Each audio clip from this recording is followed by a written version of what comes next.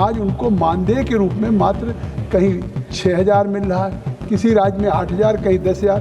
पूरे देश की आंगनबाड़ी सहायिका और कार्यकर्ताओं के मानदेय और नियमितीकरण उनको आंगनबाड़ी की कार्यकर्तियां हर काम में उनको आप लगा देते हैं, लेकिन आप उनको पैसा देने के नाम पर आपको हंसी आएगी।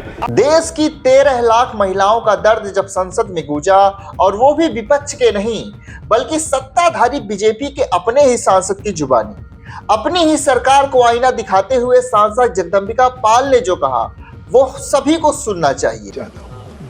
देश में आज कन्याकुमारी से कश्मीर तक हमारी जो आंगनबाड़ी की कार्यकर्ताएं और जो सहायिकाएं, जिनकी संख्या लगभग 12 लाख से ऊपर है, 12,93,000, आज वो अपने सभी राज्यों में केवल आज वो पोषण का काम नहीं कर रही केवल, या टीकाकरण में नहीं हैं, या माँ को उनके स्वास्थ्य के शिशु स्वास्थ्य के लिए या उनके बाल शिक्षा के लिए गर्मियों में जब स्कूल बंद होता तब भी वो आंगनबाड़ी केंद्र खुले रहते हैं। और जिस तरह से उस माँ से लेकर के गर्भवती महिला को और उसके बच्चे को 3 से 6 साल के विकास में उनका योगदान है, और पल्स पोलियो से लेके चुनाव में बीएलओ की भूमिका है, लेकिन आज उनको मानदेय के रूप में मात्र कहीं 6,000 मिल रहा है, किसी राज्य में 8,000, कहीं 10,000। मैं आपके माध्यम से मांग करना चाहता हूं कि पूरे देश की इस आंगनबाड़ी की कार्यकर्ता और सहायकों का एक मानदेय हो, और जिस तरह से उनको तमाम राष्ट्रीय कार्यक्रमों में, योजनाओं में उसको वास्तविकता के धरातल पर उतारने के लिए, लागू करने के लिए वो काम कर रही हैं, उसमें निश्चित तौर से उनको नियमितीकरण पे करने पे विचार किया जाए। और आज जो उनका मानदेय है, और ये केवल एक आपके माध्यम से कहना चाहता हूँ कि मातृत्व लाभ सभी महिलाओं को, अगर मातृत्व लाभ का 26 सप्ताह का अवकाश मिलता है, लेकिन आंगनबाड़ी की बहनों को अगर वो गर्भवती हैं और बच्चे की डिलीवरी होती है तो ये मातृत्व लाभ संशोधन अधिनियम 2017 जो हमारी सरकार ने पास किया, उसका लाभ नहीं मिल रहा है। तो मैं आपके माध्यम से पूरे देश की आंगनबाड़ी सहायिका और कार्यकर्ताओं के मानदेय और नियमितीकरण, उनको मातृत्व लाभ का अवकाश मिलना चाहिए। धन्यवाद। नमस्कार, आप देख रहे हैं नेशन नाउ और मैं हूं आपके साथ निखिल श्रीवास्तव। अभी आपने सांसद जगदंबिका पाल का वो भाषण सुना, वो बयान सुना, जिन्होंने अपनी ही सरकार से आंगनबाड़ी कार्यकर्तियों के लिए मांगा।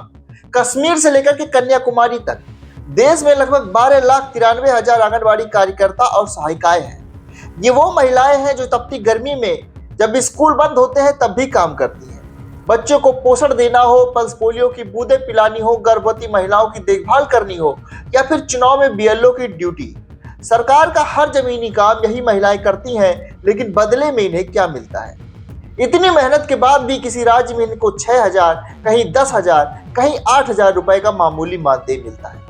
बीजेपी के वरिष्ठ सांसद जगदंबिका पाल ने संसद में अपनी ही सरकार के सामने इन माताओं के लिए 3 बड़ी मांगे रख दी।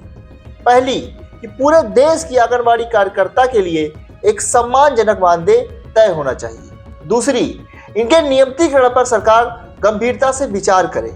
तीसरी और सबसे बड़ी मांग कि 26 हफ्ते का मातृत्व अवकाश का इनको हक है।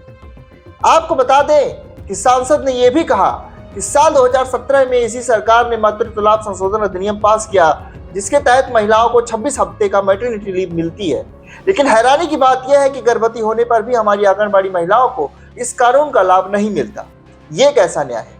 बीजेपी सांसद ने तो अपनी इस सरकार के सामने संसद में इन महिलाओं की आवाज बुलंद कर दी। इसी के साथ केवल बीजेपी ही नहीं, विपक्ष भी लगातार आंगनबाड़ी कार्यकर्ताओं सहायिकाओं की मांग उठाता रहता है। अभी कुछ दिन पहले ही आम आदमी पार्टी से राज्यसभा सांसद संजय सिंह ने भी आंगनबाड़ी कार्यकर्तियों के लिए अपनी आवाज बुलंद की थी। उसका भी आपको छोटा सा वीडियो हम दिखाते हैं। चाहे वो आंगनबाड़ी की स्कीम हो, आंगनबाड़ी की कार्यकर्तियां हर काम में उनको आप लगा देते हैं, लेकिन आप उनको पैसा देने के नाम पर आपको हंसी आएगी, हंसी आएगी, हंसी आएगी, हंसी आएगी। आंगनबाड़ी की योजना गांव में ही चलती है, गांव में ही चलती है, हंसी आएगी आपको। मान्यवर, मैं अंत में एक ही बात कहना चाहता हूं। मंत्री जी ने कहा भागिएगा नहीं, मैं बिल्कुल बैठ के आपकी एक एक बात को सुनूंगा मंत्री जी। तो आप देखिए कि किस तरह से चाहे पक्ष हो या फिर विपक्ष हो, सभी के सांसद, वरिष्ठ सांसद लगातार आंगनबाड़ी और सहायिकाओं के साथ हैं, लगातार उनकी मांगों को संसद में उठा रहे हैं, लगातार उनके नियमितीकरण और वेतन वृद्धि पर बात कर रहे हैं। और अब देखना यह है कि क्या सरकार इन 13 लाख महिलाओं की पुकार सुनती है। आपको क्या लगता है आज की महंगाई में एक आंगनबाड़ी कार्यकर्ता की सैलरी कम से कम कितनी होनी चाहिए? कमेंट करके जरूर बताएं और इस वीडियो को हर आंगनबाड़ी बहन तक शेयर जरूर करें। NS नाउ पर बने रहें, सब्सक्राइब करें। मिलेंगे आपसे अगली अपडेट में, तब तक के लिए आप सभी को नमस्कार।